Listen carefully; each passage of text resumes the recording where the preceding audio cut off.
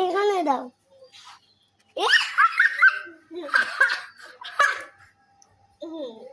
উপরে এটা কি এর মতো?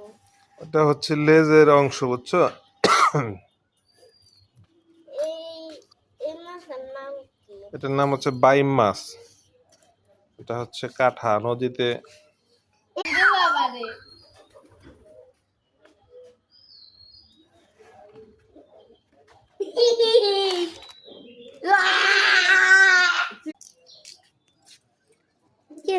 কিছু খাই না, তো শিরম নয়।